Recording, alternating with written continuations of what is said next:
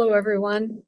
Thank you for joining me. And I just want to take a few minutes and share a little bit about my testimony, um, my spiritual journey, as well as my health journey, in hopes that it will be a blessing to someone and help someone to find direction in life. And maybe even if you're having health struggles, to know which direction to go to help you with your health struggles. And so, my name is Danna Gesellchen. I was born down in Alabama.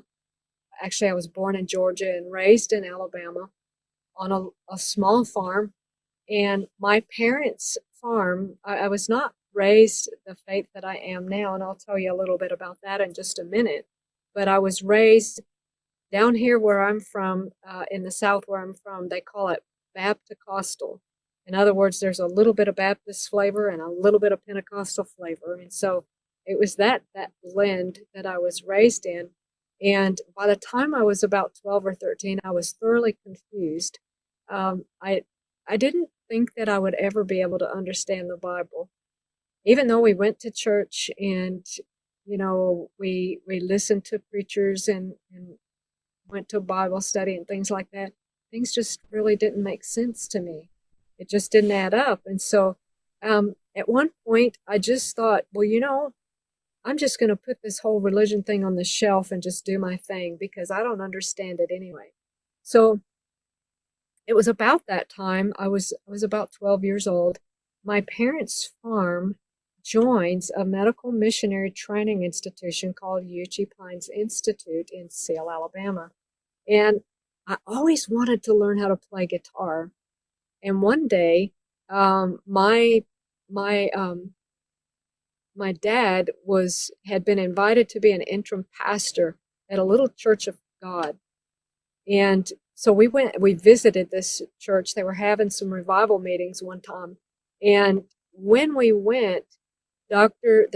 Thrash, Dr. Calvin and Agatha Thrash, and their daughter Anne were there doing special music. And I just was fixed on this girl playing guitar. Anne was probably 20 years old at the time, and she was playing the guitar, and I just watched that. I was just glued. And after the meeting, uh, I I asked my parents, because I knew where they lived. I said, "Can I ask her to teach me how to play guitar?" And they pondered that for a little while, and finally they said yes, that I could go over and ask. And so I rode my horse over. We always had horses. So I rode my horse over to Uchee Pines, and I found where they lived.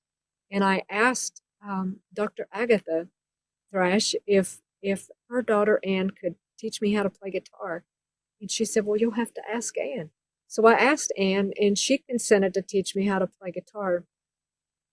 And so I would ride my horse over there to Uchee Pines, and I would give the little kids rides, and I would talk to the parents. I thought they were the strangest people. They just were different, but they were nice people. And I really liked these people. The fathers were kind to their children. The fathers were kind to their wives. The wives were very kind to their husbands and to the children. And this appealed to me. I just thought, wow, I like that. And I would go over, and while the kids were riding my horse, I would talk to their parents, and I would ask questions. Why do you dress that way? Why do you eat that way? Why do you go to church on Saturday? I mean, everybody goes on Sunday. Everybody knows Sunday's the day you go to church. And so I just thought they were really strange, odd people. But there was something strangely attractive about it, too. And, as the years ensued and my parents kind of sensed my interest in this, particularly my dad was very opposed uh, to me receiving any literature from the people at Uchee Pines. This is a Seventh-day Adventist medical missionary training institution. And so I would smuggle books into my house, whether it was, I think the first book I ever got was, I was probably 15 years old, and I got a book called Ministry or Messages to Young People. Messages to Young People. And I thought that book was very interesting, and it answered some questions for me that I had as a youth. And then somebody gave me a book called Steps to Christ, and I thought that was the most confusing, boring, dry book I had ever read in my entire life. I couldn't get past the first chapter or two. So I put that one aside for many years. I found it later, and I thought it was the most beautiful, glorious piece of literature I had ever written. So circumstances really changed my perspective on things in regards to that book. But kind of fast forwarding, I actually, when I was 21, I moved out from home, and my stepdad and he was actually my daddy because I didn't really know my real father. I mean, I knew who he was. I knew him. I had spent a little bit of time with him, but he was never really part of my life. And so my stepdad was daddy. And even though I loved him and I respected him, we didn't always get along the best. And so we kind of had a disagreement one day, and I decided I was going to move out at age 21. And when I moved out, I started taking Bible studies from Anne Thresh, and it was very interesting because I had finished my college history course, and I remember my college history professor. He would stand up front, and he would refer to the Bible when he was talking about history. And I remember we were studying world history, and he talked about Babylon, Medo-Persia, Greece, and Rome, and all of these different kingdoms in my college history course. That was behind me, and here I'm studying with my friend, and she starts opening the Bible and showing me in the scriptures Babylon, Medo-Persia, Greece, and Rome, right in the book of Daniel.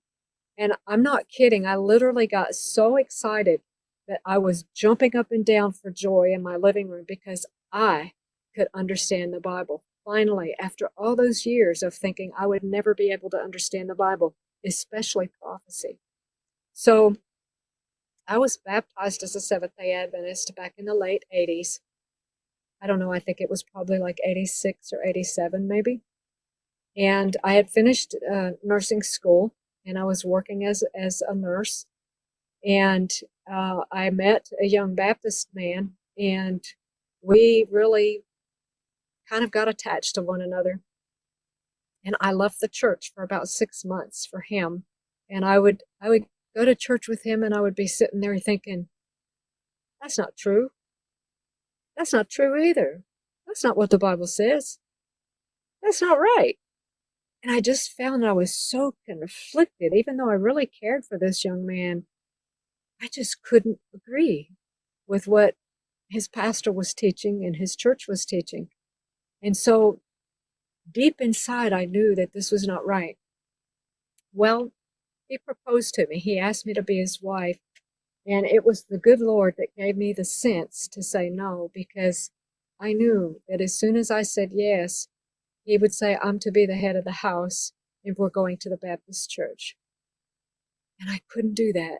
Even though it broke my heart to say no to him, I couldn't do that because I knew what the truth was. And I couldn't live a lie. And so it was many years before the Lord brought a wonderful husband to me. And he did bring that man to me in 2012. I married my husband, Caleb Gesellchen, in 2012, and I moved up here where I am right now in North Dakota. I moved with him. I left all of my friends and all of my family behind, and we came up here. I want to share just briefly how we met and how that happened. My mother had nearly died with Clostridium difficile in 2012, January. Prior to that, um, my best friend had died in 2009 with breast cancer, and she had this ministry, Closure for Jesus, in her heart. And she didn't live long enough to really see it come to life. Her heart's desire was to see God's people understand the need of Christ, to cooperate with him so that he can finish his cleansing work in the most holy place in the sanctuary, and by cleansing the hearts of his people first so that he could put an end to sin and come back. Well, this was her heart burden. And so when she died in 2009, I was her best friend. And she died right in my arms. I was holding her up in bed so that, she could breathe better and stuff when she finally died. And I just was heartbroken that this dear lady, because she had shown me Jesus like nobody else had ever shown me. I had become a Seventh-day Adventist, but I didn't know Jesus. I just knew doctrines. And the doctrines were wonderful and they were beautiful, but I didn't have that real understanding of what Christ had paid for my salvation. And so that's what this lady helped me to understand. And this ministry, of course, was in her heart. And so I really felt like as she was dying, she handed the baton over to me. And I just don't know how to explain how I understood that, but I understood that it was up to me. And so that's why we have this ministry now called Closure for Jesus. And we do have a webpage, closureforjesus.com. So I was traveling and doing some speaking, and I really was lonely after my best friend had died. And I was praying for a husband. I was praying for help in the ministry, and I was asking the Lord to give me a husband. Some friends of mine knew that I was asking the Lord for a husband, and they said, you need to sign up for Adventist Singles. I thought that was like window shopping for a husband. I thought, I'm not going to do that. Well, they wouldn't leave me alone. And so finally I signed up for 1 month just so they would leave me alone. And I chatted with a few guys, but I had told the Lord, I said, Lord, I have to know that I am on the same page spiritually before I can move forward in getting to know somebody. So chatting with these guys, it was like, they were into racing cars and pizza and watching movies and things that I didn't have any interest in. And so, but there was one profile of one man that was deeply spiritual, and he seemed very level-headed, and he seemed, that he really understood and he had loved the Lord. And I thought he was kind of cute too. But I rejected him because he lived in North Dakota and I wasn't about to move to North Dakota. So he was gone. I rejected him. And then my mother got sick with Clostridium. And she had a gut infection. And I went home. I was living in Kentucky at the time, and I went back home to Alabama to take care of my mother. And while I was taking care of my mom, I used all natural remedies, and the Lord healed her from Clostridium with just natural remedies. And I had never treated anybody with Clostridium before, so I was on my knees a lot. Just, Lord, show me what to do. And he did. He showed me what to do, and he sent me the help that I needed. Well, about 2 weeks into this, my mother was starting to get a little bit better. So since their farm joins Uchee Pines, I thought, I'm going to go to Uchee Pines and I'm going to do a presentation on the sufferings of Christ for some friends of mine at Uchee. So I did. And while I was there, when I did the meeting there were two people there who had been students of mine. I had taught at Uchee Pines for a few years in my early and mid 20s. And there were two people there who had been students of mine, and he had subsequently become a pastor, and they'd traveled all over. Well, now he was the chaplain at Uchee Pines. After the meeting, after I did the presentation, they invited me over to their home, and we fellowshiped for a little bit. But before I got ready to go, he said, can I ask you a question? And he had that tone to it that I knew where he was going.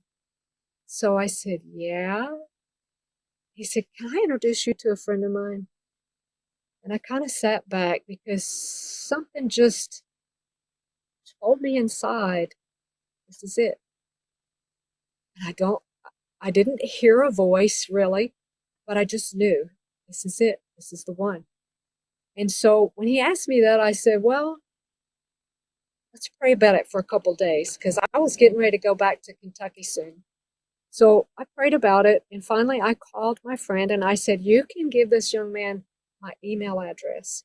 I don't want to talk to him on the phone. I didn't want to get my heartstrings stirred up by talking to him on the phone until I had talked to him on the email and asked him a lot of questions and found out, is this man really a Christian or is he just, a fake?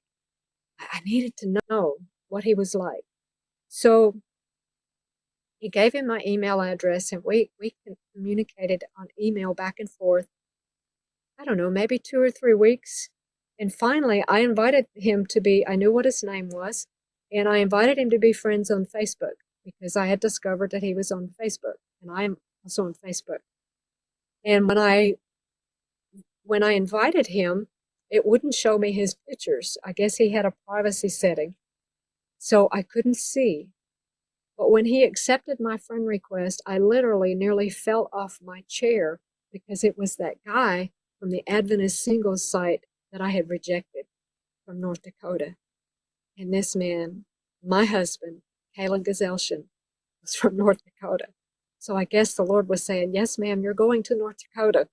So at any rate, I'm thankful, very thankful that the Lord gave me a second chance with my husband because we're very happily married. We lived up here for, I guess it was about 3 years. And while we were here, we were working and doing Bible studies and stuff. Had some challenges, um, with different, people issues and stuff. But the Lord really blessed, and we were able to make some very wonderful friends here. 2013, I fell off of, well, the first thing that happened was we were riding horses. And I'm going to kind of share some things now about my health that I really hope will be a blessing to somebody and helpful. We lived on my husband and I, when we got married, I told him I wasn't going to live in the city. So he found a place, the Lord provided, and that's a whole different miracle story and of it that I won't go into. But we actually were permitted to, we bought a double wide mobile home and we put it on this ranch in exchange for rent to have our home. We took care of the livestock on this ranch, which was perfect for me because I love animals. And so we were taking care of the cows and the horses and the dogs and everything. And one day we were riding with the ranch owner, and I was on this little pony that nobody liked to ride because he was a knucklehead. If you don't know what a knucklehead is, he's very stubborn and he liked to buck. And he started bucking, and I kind of stuck with him, and he couldn't buck me off, and so he sort of reared up and he threw his head back and it hit me right in my face with the top of his head, and it just about knocked me silly. But I still stayed on, but I was just, my head was spinning. He hit me so hard. And I went to the chiropractor and she said, you have whiplash. So he hit me that hard. Well, 2 weeks after that, I had gone to get some lumber in town for my husband, and I was supposed to have this board cut in half, and then it would fit inside my. Well, the saw was broken at the lumber yard, and they couldn't cut it to put it inside my car, so I had to tie it on the roof rack of my Subaru. Well, they didn't want to be liable for that, so I finally convinced them to put the board up there and I would tie it. So while I was tying the board, and as I stepped down off of I was trying to step down off my car, my foot slipped and I fell straight back onto my back on the concrete and hit my head really hard, and it knocked me out. And when I came to, I was so frustrated with that they wouldn't help me. I just jumped up and finished what I had to do and left, but everything hurt. I mean, my hip hurt, my legs hurt, my head was killing me. I had a terrible headache. And the next day I was just covered with bruises. The reason I tell you that, that's significant because anytime you have a head injury, it compromises the blood-brain barrier, and your brain actually becomes leaky. Things that shouldn't get into your brain are now able to get in. And so anytime you have a leaky brain, it also causes leaky gut. Your gut becomes permeable to things that it shouldn't be permeable to. So these two are connected. Anytime you have in one or the other of these, it affects the other. And if you didn't know, we have most of our neurotransmitters are made in the gut. Our gut is called the second brain by many people. So this connection is very intricate. So now I'm going to fast forward into we finally moved. I had really wanted to move back to Kentucky, and my husband said that's fine. We can go back to Kentucky. I love Kentucky. And so I think that it was 2015, February of 2015, we moved back to Kentucky.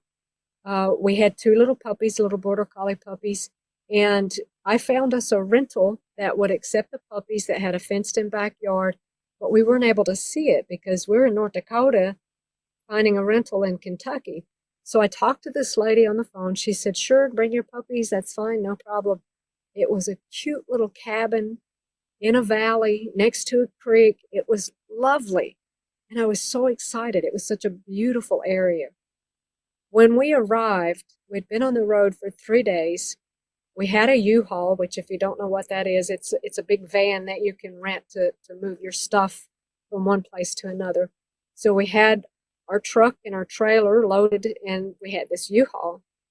And when we walked into the rental house, I was heartbroken. There was mold everywhere on the wall, on the ceilings. It was just everywhere. And I didn't want to move any of my stuff into that house until that was cleaned up. I didn't know then that you can't just clean up mold with bleach or something like that. And the inside of this little cabin was covered with sheetrock, and sheetrock is mold food. It will feed mold like nothing else almost. So we quick, got into clean mode, and we got that cleaned up. We thought, I didn't know at the time what I know now about mold. So we moved in and we lived there for, I think it was between 6 and 7 months, something like that, until we found property, which was about an hour away. We wanted to find a property and build a house. And a friend of mine lived close to where we bought property. So we moved in with her for 6 months while we built the house. But I had begun to notice that I didn't feel right. My hands would hurt, my arms would hurt, my legs would hurt. But I just brushed it off because, we're getting older, we're building this house, we're doing a lot of physical work. And so I just brushed it off.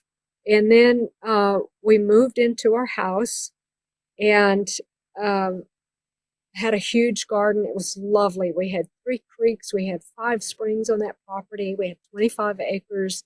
We had a huge garden. We planted, I think we had 48 blueberry bushes and I don't know, about a dozen fruit trees that we planted. It was beautiful. It was in a Mennonite and Amish community, so there were always horses and buggies going up and down the road. I was just super happy with this place. And I started having problems with my hands. When we were building the house, I was doing a lot of sanding, and I developed trigger finger where my fingers would lock shut, and I couldn't get them open unless I took my other hand and pried them open. And I tried every kind of natural remedy that I could, but the only thing that I didn't do was rest them.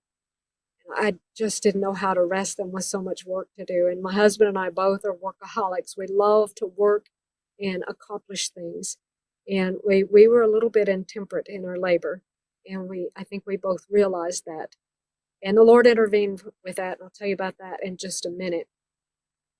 But anyway, so I started having these hand problems. And over the course of the next couple of years, I ended up having to have 5 hand surgeries because all of my fingers would lock shut, and I just, no matter what I did, I couldn't get them unlocked. So I've had 5 hand surgeries that, it's affected my hand strength, but I thank God that I can still use my hands and I can still play guitar. But then, let's see, it was 2018. We had been very busy. We had a ministry building on our property too, and we were having camp meetings, and we had homeschoolers come over, and we would teach them wild edibles and medicinals. We'd take the kids out on herb walks, and it was just, we were busy all the time doing ministry work and stuff, but we were tired a lot too. And then, let's see, it was August of 2018. We had a little farm cat, just a little cat. She was very friendly, super friendly. I named her Lily. She was solid black, but I named her Lily. And I picked her up one day to pet her, and something scared her. and she scratched me right here on my hand, super deep, really deep. And I thought, well, that's not good. So I went in the house. It was, I mean, I could open it and see down in there. So I went in and I washed it really good. I squeezed it and made it bleed. And then I put pine sap on it. I was experimenting with pine sap at the time. And apparently, I sealed up at least one Clostridium tetani bacteria. Clostridium tetani is an anaerobic bacteria that grows in the absence of oxygen. And it's so virulent that really it only takes one or two bacteria to cause an infection. And so at the time that this happened, that this injury happened, my husband and I, we were doing a heavy metal detox because, as I mentioned earlier, I was starting to have arm and hand pain and just didn't feel right and just a lot of aches and pains. And so I thought, well, I started researching and I thought, well, maybe it's heavy metal, so we'll do a heavy metal detox. So I developed a protocol for heavy metal detox. And I always practice on myself and my husband. He's a good sport. And so we were doing this heavy metal detox. And part of the heavy metal detox was high dose vitamin C. And so we were taking like 30 grams of vitamin C every day. And after about a week after this scratch had happened, we were almost done with our detox, so we backed way down on our vitamin C intake. We went from like 30 grams to maybe 4 grams a day. And one day I was out on the bush hog mowing grass and I couldn't open my mouth. I thought, I can't open my mouth. What is wrong with me? No matter what I did, I couldn't open my mouth and my neck was stiff and it was sore and hurt. And, that went on for many days. And I thought, oh, no, what's wrong with me? I couldn't even get a spoon into my mouth to eat. I had to tilt my head back and dump the food in my mouth and hopefully I could get it past my teeth. Well, after, I guess it was maybe 3 days of that, I started thinking and I thought, cat scratched me. I wonder if this is tetanus. So I called our family doctor and I told her what my symptoms were and she sent me to the emergency room. Well, because I wasn't arched back and, the full-blown tetanus that, most people are used to seeing in the textbook pictures, they diagnosed me with cat scratch fever and gave me antibiotics to take. Well, I took the antibiotics for just a couple of days and they were nasty and I didn't want to take them. And so I quit.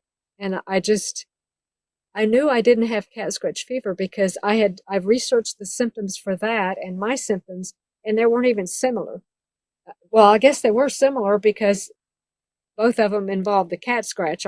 Cat scratch fever is from a cat scratch or bite, and what I had been caused by this cat scratch. But at any rate, a little bit later, my family doctor, I did see her, and she actually diagnosed me with tetanus as we talked and everything.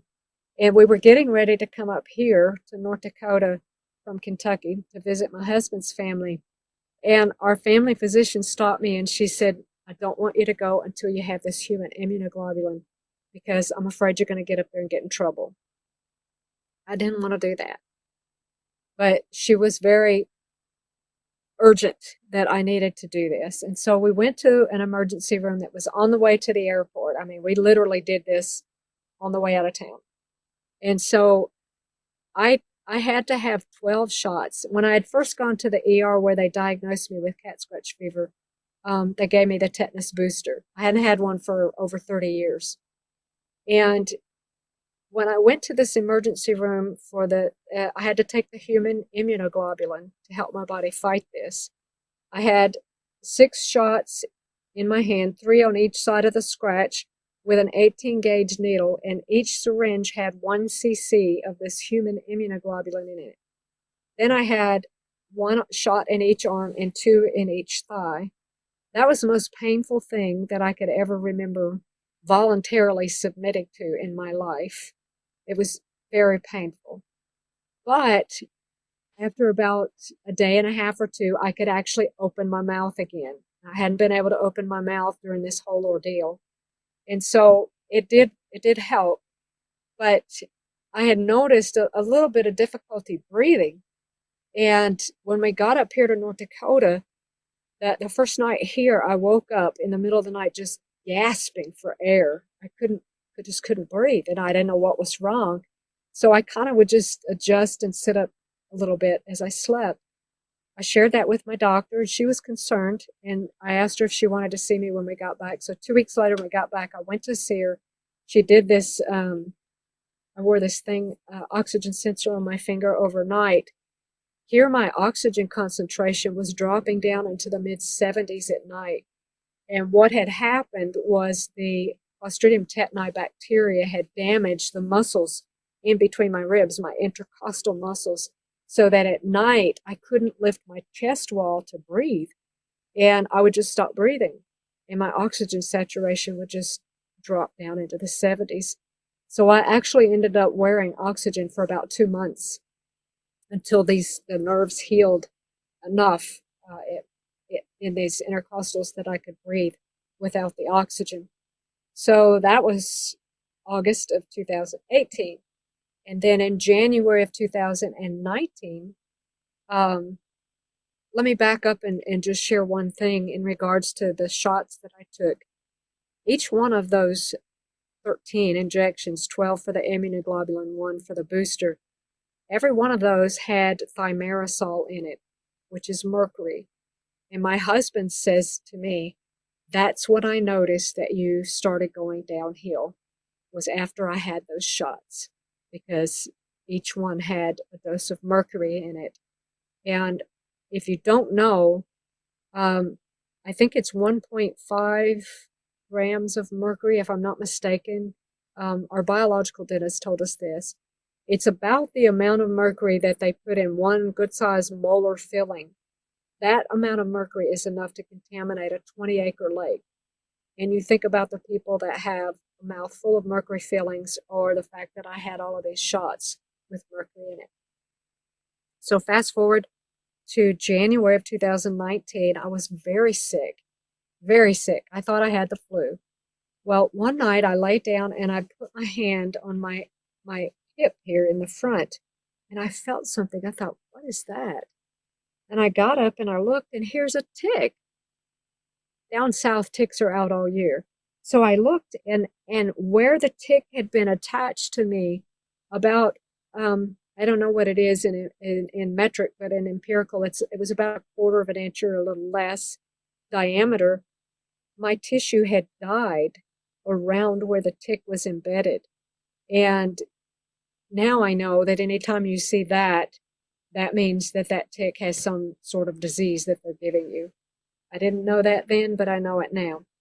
So I called our doctor again, and I said, I'm really sick. And she sort of interjected and said, if you're that sick, go to the clinic. And because she lived an hour away from us. So I said, well, I found this tick. And she didn't seem too alarmed by that, but I called another physician friend of mine that I had known from years past at UT Pines, and he encouraged me to try to get a tick panel done. So we did the tick panel, and here I had Rocky Mountain spotted fever. And my tick titers, which is the level, the amount of infection in my blood, was completely at the max on the chart. It couldn't measure any higher. Mine was 256. What that means is that they had to dilute my blood 256 times before they didn't see any of the rickettsial bacteria. So my doctor put me on doxycycline. Here we go with antibiotics again. I did that kicking and screaming. I didn't want to do it. If I had it to do again, I would not take the antibiotics. I would take something called usnea. It's a lichen that grows in trees. I don't know if it grows all over the world. I assume it does, but I know it grows here in America. But I have a video on our YouTube channel, which is under my name, Danna Gesellchen, on usnea lichen, where you can go and learn more about that. The nickname of usnea, it's spelled U-S-N-E-A. The nickname of that is nature's doxycycline, and doxycycline is the bacteria the, the antibiotic that they gave me for the Rocky Mountain spotted fever. So that and high dose vitamin C is what I would do. That and I would do three things. I would do vitamin C, I would do the usnea, and I would do wormwood. I would take a lot of wormwood. And I have some right over here next to me drying so that I can use it to make medicine out of it. It grows everywhere here in North Dakota. So um, after I took the doxycycline for a week, and the doctor thought that that would cure it and everything. I did get a little bit better, but my hands, my arms, my legs, I just had constant pain. I was starting to have indigestion and problems with my gut. So, with everything that had happened to me and the fact that it was very difficult for us to maintain everything on our farm, my husband and I began to be convicted that we really needed to consider selling our farm. And we prayed about it. It was a very hard decision for me, but we put it on the market. We put it, we listed it higher than the market would bear in that area. And because we were off grid, we had a solar system for our electricity. There, the banks wouldn't finance it. It had to be somebody who had the cash, and that's exactly what happened. And the property sold within just a very short time, and we had to find something to rent.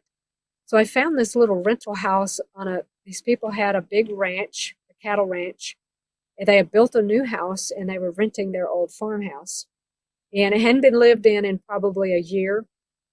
So when I went and looked at it, it'd been closed up for a while, and I didn't think too much. It had kind of a musty smell, but I didn't think too much of it. I thought, well, we can air that out. So we moved in, and I did find out later that there had been a history of very severe mold infestation in that house. They had tried to clean it up just like I did in the little house that we moved into when we first moved back to Kentucky. But we went away for about 2 weeks during the summer while we were living in that house. And we came back. Something had happened to the air conditioning unit. It had frozen up somehow or something. And then the drip tray underneath had overflowed and water had gone all down into the basement. And when we walked in the basement, it was amazing. There was mold everywhere. Everything was moldy. And I got so sick. I thought I was having a heart attack. I thought I was going into liver failure. I thought I had kidney failure. I was thirsty all the time. I had a metallic taste in my mouth. Everything I touched would shock me. I was dizzy. I was short of breath. I'm not an athletic person, but I'm fairly fit, and I walk a lot. And I couldn't even walk up the stairs without having to sit down and rest. I thought I was just absolutely falling apart. My husband was out of the house more, he worked outside of the home. But when he was home for a few days, his eyes would burn, his throat would burn, and he just didn't feel good. And so he took me to a clinic because I was so sick. I was just constantly throwing up and just very sick. My husband took me to a clinic. I didn't want to go, but they tested my Rocky Mountain spotted fever, still off the charts. But I thought it was an old infection. I thought that had cleared up, so I didn't pay it any attention. And then they did a whole lot of other labs, and that's where they found out I had autoimmune disease, and that scared me to death. So went to our family doctor, and I said, okay, it said this about my Rocky Mountain spotted fever. It said this about autoimmune. I don't know what to do. She didn't either. She'd never treated autoimmune disease. And what she told me about my Rocky Mountain spotted fever was that my titers would always be high, which I didn't understand that. It had been 30 plus years since I'd studied that in nursing school, and I had left it. I didn't remember that stuff. So fast forward from that, we really didn't do a whole lot except when we talked to the girl at the clinic. We told her that the house was full of mold, and she said, well, if it's bothering you that much, you really need to get out. So we burned a lot of our things. We tried to salvage what we could, and we moved into another place. We burned what had visible mold on it. But even when we moved to the other place, I just couldn't get better and just was constantly sick. And so I did this mold test called a Hurts Me Too, HERTSMI2, Hurts Me Too. And they have you test your bedroom furniture, your dining room furniture, your living room furniture, all these, and they test it for mold. So I did that, sent it in. It was off the charts. It was off the charts with toxic mold. And so that's when my husband realized this is it. We have to do something drastic. So we got rid of all of our furniture. And I had such brain fog. It was hard for me to think and research, but I was researching and I found out that I had biotoxin illness from all of these things and something called CIRS, chronic inflammatory response syndrome, which I just had this massive inflammation in my body. And so we got rid of everything. I was able to save most of our clothing. I washed it in ammonia and clove essential oil. And then I packed it into a tote and we stayed in a little cabin in eastern Kentucky. One night while we were in that cabin, my husband was out of town and I developed this rash from my shoulders to my bottoms of my feet. I had this rash. I didn't know what was wrong with me. I had eaten some strawberries. I had eaten a lot of strawberries actually. And I thought, well, maybe now I'm allergic to strawberries. Maybe it was the strawberries. But right after I had this rash, it kind of cleared up just a little bit. My husband got home, and the night that he got home, I crashed. I was so sick. My liver had swollen up from under my rib cage, and you could see my liver out from under my rib cage. And I was constantly throwing up, and I was begging God, just let me die, please. I'm so tired of this. Let me die, Lord. And my husband was begging God, please don't let her die. So I teased my husband that the Lord likes his prayers better than mine because I'm still here. So anyway, my husband helped me survive that night. He did some treatments for me, and I was able to make it to the next morning. And I had been begging God, please show me what's wrong with me. What do I do? And parasites kept coming to my mind. But I brushed it off because I'd already done a parasite detox. And so it just kept coming, parasites. So I did a parasite detox. I thought, okay, Lord, I'm going to take this as your answer and I'm going to do the parasite detox. So after 2 days after I started the parasite detox, I still felt horrible, but I started passing some parasites. And on our webpage, under the blog tab, there's a write-up on what we do for parasite detox, if you're interested in that. And closureforjesus.com under the blog tab. So I did this parasite detox, and after about 3 weeks, my liver started going down. And I know now that parasites love the environment of a body that has candida, that has mold, that has cancer, any kind of chronic illness, autoimmune disease, anything like that. Parasites really like that environment, and they thrive.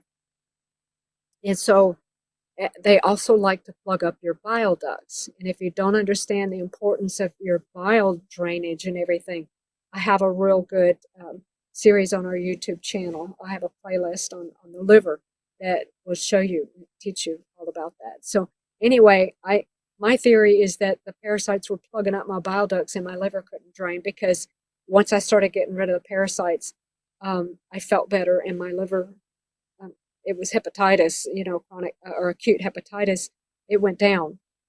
So July 4th of last summer, 2021, my stepdaddy died. And so my husband and I moved down to help my mother on her farm. That's where we've been since. And I've been able to really focus on recovery. And one of the things that we've done since we've been there was go to a biological dentist. We found out my husband still had mercury in his mouth. And so we got rid of that. And I had a cavitation, which if you don't know what a cavitation is, when I had my wisdom teeth taken out when I was 18-ish, one of the extractions never healed. There was just a pocket of dead infected tissues sitting in my jaw all those years since I was 18. So the biological dentist went in there surgically and cleaned all that out. And I really feel like that helped a lot. I feel like that kind of put me forward a little bit on the recovery. And I also started ozone therapy, which I feel like has been very beneficial. And so that's kind of where I'm at right now. And I just want to give God praise because even though I had such severe brain fog that it was hard to function and hard to think, He was with me, and He would direct me to lectures on YouTube or seminars or people that could direct me into what I could do to recover. And I found this when I was trying to get over the mold. I found Dr. Jill Krista's book called Breaking the Mold, and that was very helpful. And so I am just full of gratitude to the Lord that He brought me through this. And a lot of people have kind of expressed a lot of sympathy for me in this, and I appreciate that. But I have to say that I embrace this experience because I believe the Lord allowed me to go through this so that I could help other people. And I sincerely hope that my testimony will help someone else to know how to recover and where to find resources to do so. And also help you to understand Bible truth too, and to understand how to have the peace that passes understanding that only truth can bring. Thank you for joining me.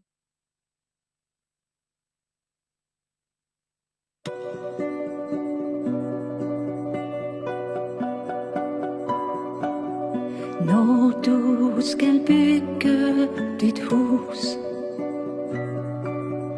byg ej på sand eller grus.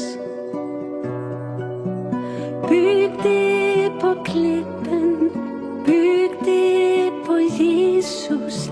Der kommer huset at bestå. Byg ikke huset for sjov. Nej, byg det op på Guds lov. Byg det på klippen, byg det på Jesus. Der kommer huset at bestå.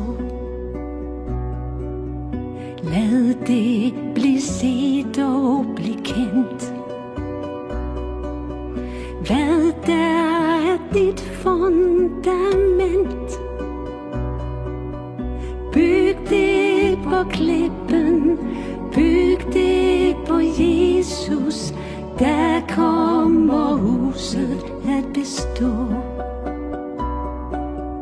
Når vind og storm bliver stærk, står huset fast som Guds værk. Byg det på klippen, byg det på Jesus. Der kommer huset at bestå. Alt hvad der hastigt bliver gjort, falder, og faldet bliver stort. Byg det på klippen, byg det på Jesus. Der kommer huset at bestå. Byg det på klippen, byg det på Jesus. Der kommer huset at bestå. Og du vil frelsen vor.